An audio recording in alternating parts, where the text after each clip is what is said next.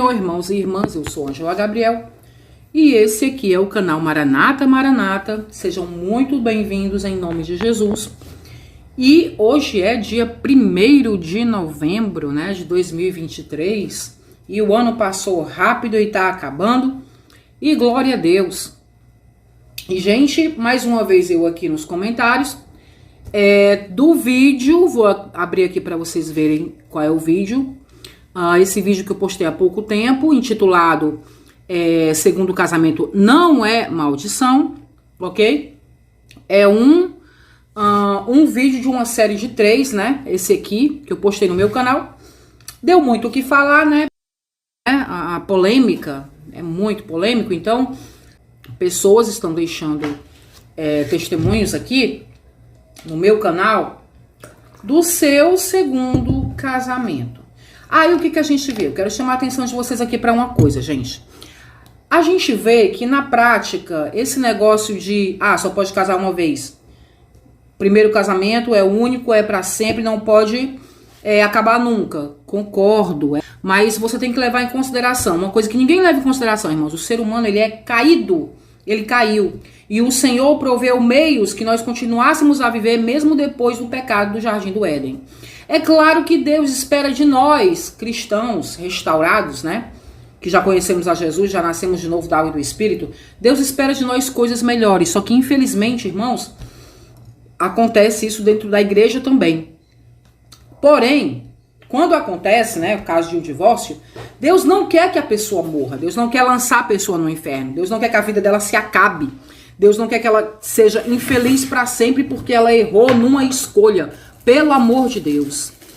Uma irmã veio aqui me dar um argumento para esse pensamento dela. Me perdoe o barulho que eu vou fazer, porque eu tô tomando um cafezinho aqui. Tô aproveitando a hora do café para gravar esse vídeo com vocês, tá bom?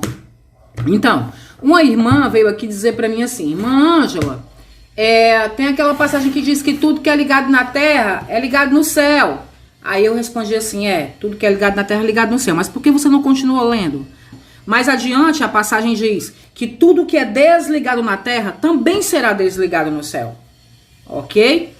A vida do ser humano, ela é assim. O ser humano, ele não é capaz de ser perfeito, gente. Nós somos pessoas. Somos seres humanos. Se você quiser ter essa regra para você, amém. Mas não lance o outro no inferno porque ele está no segundo casamento, principalmente se você não conhece nada sobre a vida dele, não sabe o que ele passou, porque o Senhor, ele tem um modo particular de tratar com cada um, ok? E o nosso Deus, ele é infinito em misericórdia, e diz a palavra de Deus que a misericórdia, ela triunfa sobre o juízo. Glória a Deus por isso. O nosso Deus é infinito em misericórdia. Na Bíblia não está dizendo que segundo o casamento, gente, porque na Bíblia tem 3 listas de pessoas que vão para o inferno, certo? Uma está em Coríntios, outra está em Apocalipse, outra está em Gálatas, se não me engano. Mas em nenhuma dessas 3 listas está escrito: quem se casar pela segunda vez vai para o inferno. Não, porque nessa lista tem os mentirosos, os feiticeiros, e etc, etc, tá? Não vou citar aqui porque eu não posso falar as palavras, algumas, senão o meu vídeo vai ser restringido. Vocês sabem, né, que tem algumas palavras que a gente não pode falar aqui na plataforma. Mas o que eu quero dizer? Entre essa lista não está essa questão do casamento. Não está dizendo assim, os casados pela segunda vez também vão para o inferno. Não, não, não. A gente não encontra em lugar nenhum, irmãos, a Bíblia. Da Bíblia, a gente encontra isso.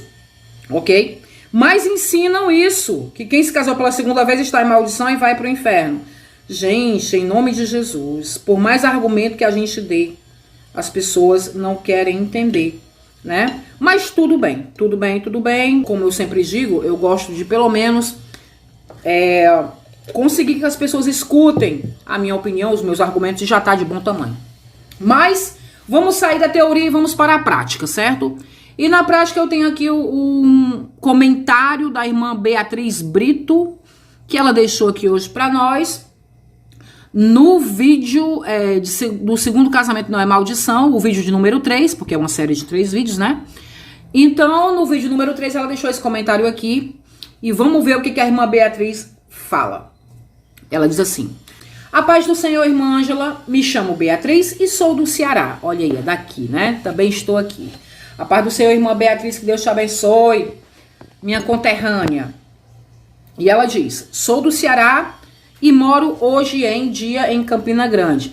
Bom, aí ela diz: então, quero falar um pouco sobre minha vida conjugal, que não foi nada fácil. Eu conheci meu primeiro marido muito nova ainda, mas desde o começo foi muito conturbada a minha vida, pois ele me traía e me batia e eu não conseguia sair desse relacionamento, pois naquela época minha mãe dizia que se eu terminasse o namoro, eu viraria mulher da vida, pois não era mais virgem e não teria homem que me quisesse. Agora esse homem atraía e batia nela. Gente, pelo amor de Deus. A sua vida é a sua vida, é você que vai viver. Dentro de uma casa, quando fecha as portas, gente, é você que sabe da sua vida. Ninguém tem nada a ver com isso. E é claro que a gente tem que pedir orientação a Deus, porém a gente não pode viver para dar satisfação aos outros. Eu posso viver com alguém que faz isso comigo só porque eu tenho que dar uma satisfação à sociedade, uma satisfação à família, porque foi o primeiro homem da minha vida e ele é ruim, ele é péssimo, ele é horrível, mas eu tenho que ficar com ele porque foi o primeiro da minha vida, foi o com quem eu perdi minha virgindade, então não vou largar dele nunca. Eu vou viver aqui nessa situação, como muitas mulheres acabam perdendo sua vida nessas situações. Gente, meu Deus. Eu fico pensando assim, quantas mulheres durante toda a história, porque hoje em dia a gente tá no lucro. Hoje em dia a gente tá vivendo num mundo mais moderno, graças a Deus, mas muitas mulheres perderam a vida nessa situação em que a irmã tá falando, porque se largasse a criatura que maltratava, os outros não ajudariam. Por quê? Porque era uma mulher que tinha saído do primeiro casamento, ficaria marcada para sempre e ninguém queria ter envolvimento com isso. Deixa eu contar para vocês o exemplo da minha mãe, que era da Congregação Cristã do Brasil. Minha mãe era da CCB.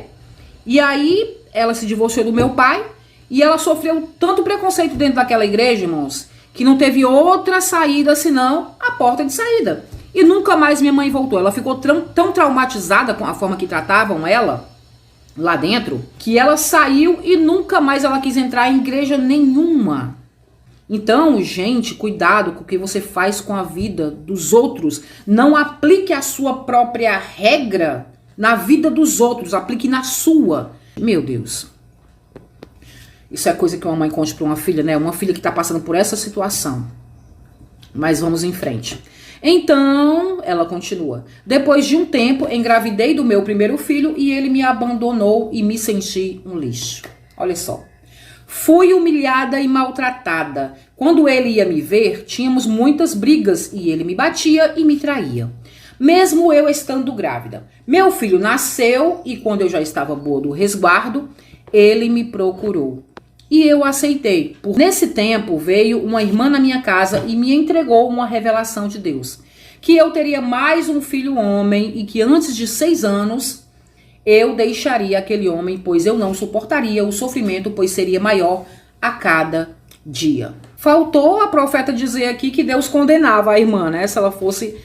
Quando ela largasse o marido, porque não ia suportar o sofrimento. Olha, só quem passa, só quem tá na carne, é que sabe. É muito fácil a gente que tá de fora falar, mas é bom quando a gente escuta assim alguém, né, que passou pela situação falando, alguém que tem conhecimento de causa. E aí ela diz assim, a irmã entregou essa revelação, né?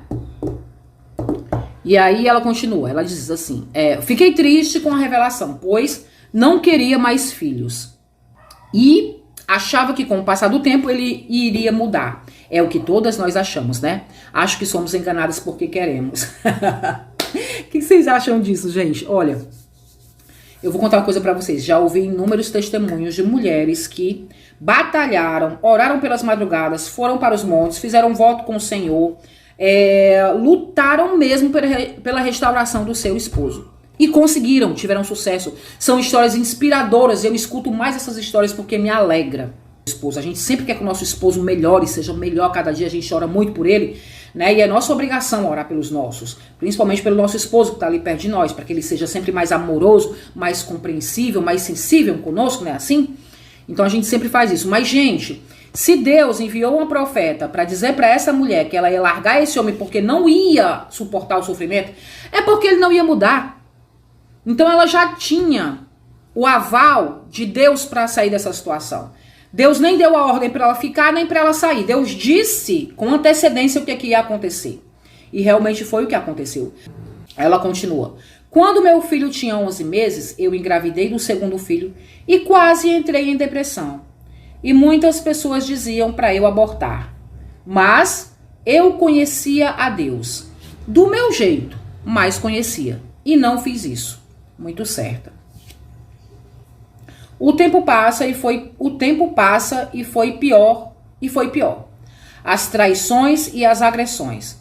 E cheguei ao ponto de não sentir mais nada por ele. Claro, né, meu amor? Porque o maltrato, né? Ele acaba com o amor. Ele destrói as coisas boas.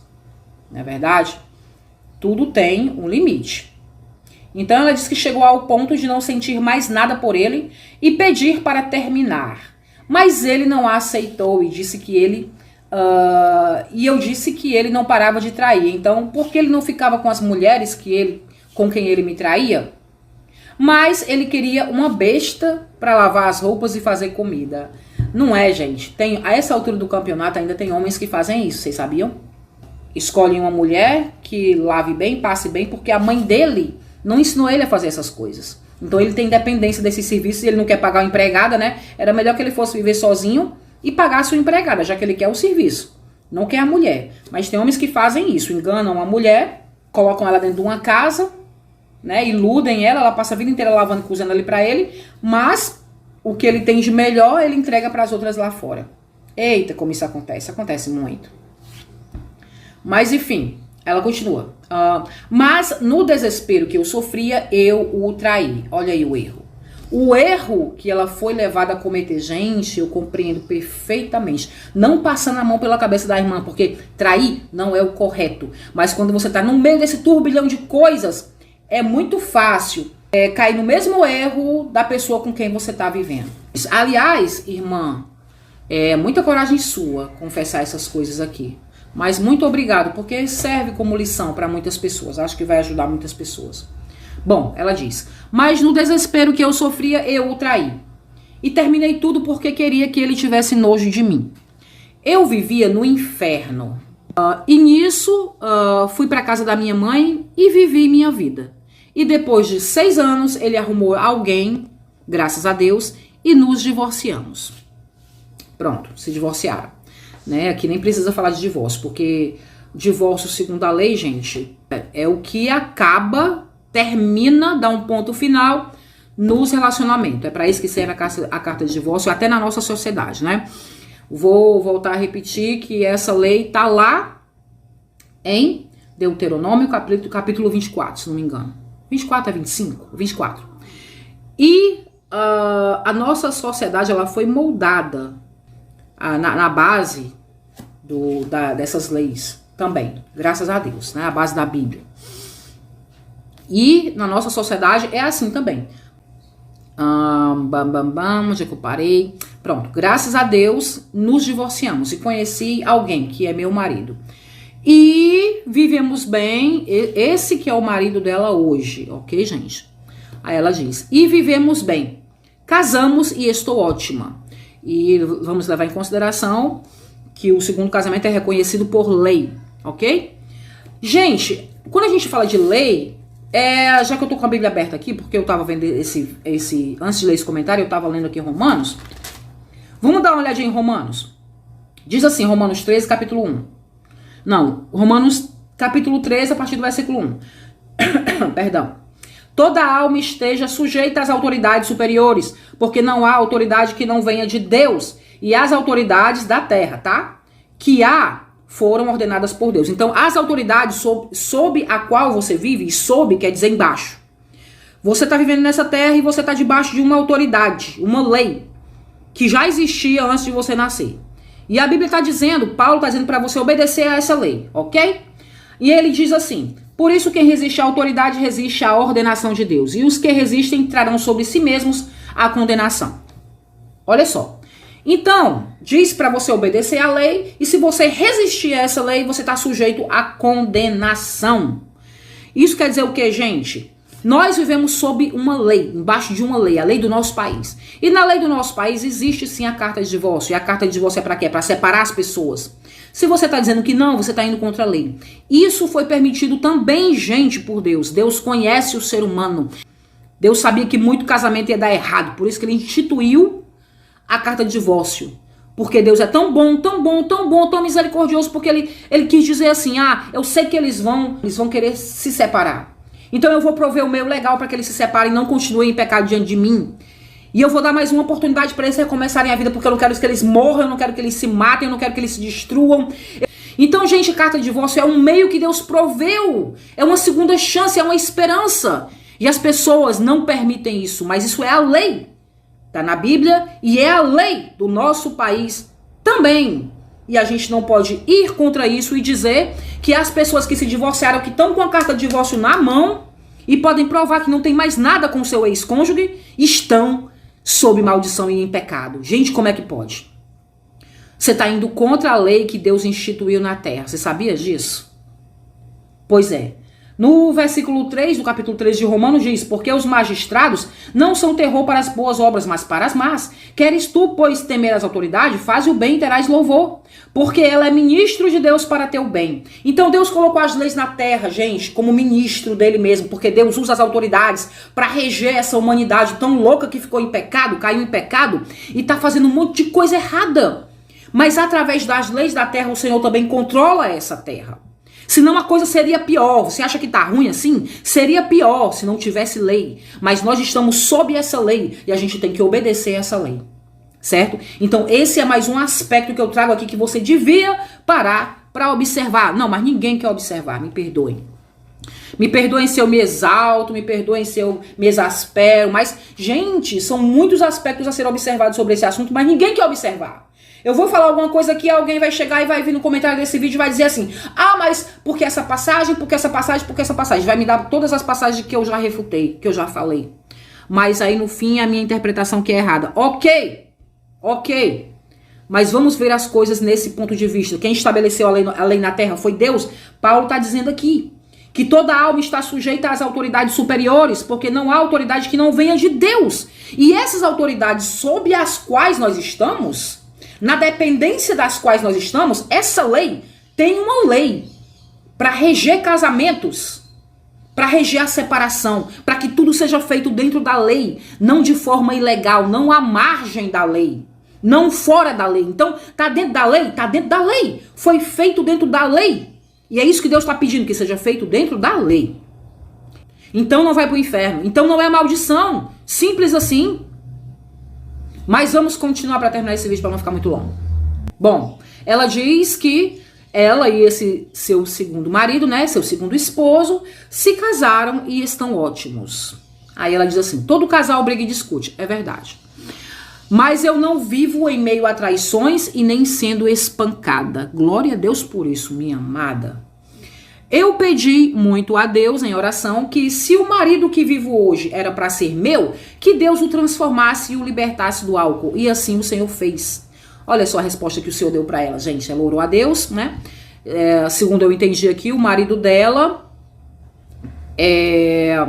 foi transformado, esse segundo marido, né, foi transformado, foi liberto do álcool, porque ela orou ao Senhor e pediu que se esse segundo marido fosse para ser o marido dela, esse que é o marido dela, né, esse é o certo, que Deus o libertasse do álcool. E ela disse que Deus fez assim. Então foi uma resposta de Deus. E essa, irmãos, é a própria protagonista da história falando. E ela continua. E assim o Senhor fez, e temos um filho dessa relação, e somos muito abençoados graças a Deus. Está dizendo que ela não tem um casamento amaldiçoado. Segundo casamento não é maldição. Por quê? Porque o casamento da irmã Ingrid não é amaldiçoado.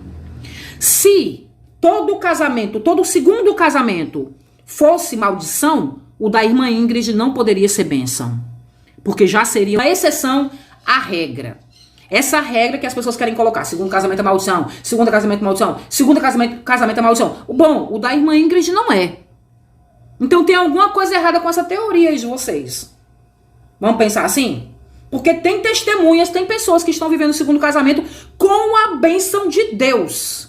Gente, com a bênção de Deus. Não estão amaldiçoados, não estão amaldiçoados. Estão dentro da lei. Se divorciaram dentro da lei, essa lei que o Senhor colocou na terra para reger a terra, através da qual ele age na vida do ser humano, né? Para organizar esse mundo conturbado em que nós vivemos. Então ela fez tudo dentro da lei e Deus abençoou, gente. Quem sou eu, quem é você, quem somos nós para dizer, se separe porque seu segundo casamento é amaldiçoado. Ela que sabe o que ela viveu com o primeiro. E ela que sabe o que ela tá vivendo com o segundo. E ela que sabe o que Deus transmite para a alma dela a respeito do segundo casamento. E é isso que eu falo, gente. A gente não pode se meter na vida dos outros para destruir. Paulo diz nesse mesmo livro de Romanos que a gente saiba nos edificar uns aos outros, mas tem pessoas que estão usando a Bíblia para destruir a vida dos outros. Isso é inadmissível. Porque nós estamos para construir. Nós estamos para edificar. Nós estamos para restaurar, estamos para levantar. E não para destruir, não para amaldiçoar ninguém. O próprio livro de Romanos, no capítulo 12, versículo 14, né? Não, capítulo 12, versículo 14 diz: abençoai, não amaldiçoei. Tem gente amaldiçoando os outros, usando a Bíblia para amaldiçoar os outros. Então ela continua dizendo: somos abençoados graças a Deus, não me sinto mais uma adúltera, pois sei que Deus me perdoou e hoje sou feliz. E ela tá certa, porque divórcio, gente, não deixa de ser um pecado, não deixa de ser um erro, uma falha gravíssima que deixa marcas sérias nas pessoas. Tem pessoas que não conseguem se recuperar de um divórcio. Mas o nosso Deus é aquele que restaura todas as coisas. É o Deus da segunda, da terceira, da quarta, da quinta oportunidade. E ele perdoa. O único pecado que Deus não perdoa é a blasfêmia contra o Espírito Santo, gente. E a palavra do Senhor diz que tudo que é ligado na terra será ligado no céu. Mas tudo que for desligado na terra também será desligado no céu. Então Deus perdoa, sim. Não está certo divorciar, não se divorcie, faça tudo para não divorciar, ore pelo seu marido, tente salvar seu casamento. Porém, se chegar a esse ponto, saiba que o Senhor não te condena nem te lança no inferno por isso, porque Jesus veio para salvar as almas, não para condenar. E aí ela termina dizendo: hoje sei que Deus me perdoou e hoje sou feliz. E ele vai fazer mais maravilhas, pois não contei nem a metade das maravilhas que Jesus fez na minha vida. Glória a Deus. Não existe maravilha, irmão, na vida de quem é amaldiçoado. Existem maravilhas na vida de quem é abençoado. E se o próprio Jesus diz que ele restaura todas as coisas, ele restaura todas as coisas, ele só pode restaurar o primeiro casamento? Ele não pode restaurar a vida de uma pessoa com o segundo casamento abençoado? A pessoa passa 10 anos sofrendo na mão de uma pessoa ruim, e depois que o Senhor liberta e coloca uma pessoa boa no caminho dela, aí os outros vêm dizer que o casamento é maldição. Por quê? Porque não está dentro da sua ótica, daquilo que você entende. Pelo menos, gente, pelo menos, apliquem essa regra à vida de vocês mesmos. E deixem os outros viver a vida deles em paz, porque o juiz é Deus. E é ele quem vai julgar. E ser feliz todo mundo quer. É isso que todo mundo pede a Deus. Ok? E ser feliz com o aval de Deus. Ser feliz com a permissão de Deus. Com a bênção de Deus. É isso que todo mundo quer. Não venham me dizer que as pessoas estão no segundo casamento porque querem, porque são cegas, porque não estão enxergando que Deus está amaldiçoando, que Deus condena. Não. Elas estão no segundo casamento felizes com o aval de Deus. Com a bênção de Deus. Porque ninguém é abençoado por Satanás. Só pode ser abençoado por Deus. Então se ela diz que Jesus fez maravilhas na vida dela, então foi Jesus. Não foi Satanás. Satanás não faz maravilha. Satanás, ele é o enganador, ele é o acusador, ele é o destruidor. Jesus é que é o abençoador, o restaurador de vidas. E ele faz mais do que nós pedimos ou pensamos. Tem muito crente, irmãos, que não conhece Jesus. O que ele é capaz de fazer na vida de um ser humano que clama a ele. Ele faz mais do que nós pedimos ou pensamos. Então, gente, me perdoem, eu fui sincera, essa é a minha opinião, é assim que eu penso. E tenham um bom dia, uma boa tarde, um bom fim de ano, né? Já estamos em novembro. E que Deus abençoe a todos, Deus nos abençoe. Fiquem com Deus em nome de Jesus.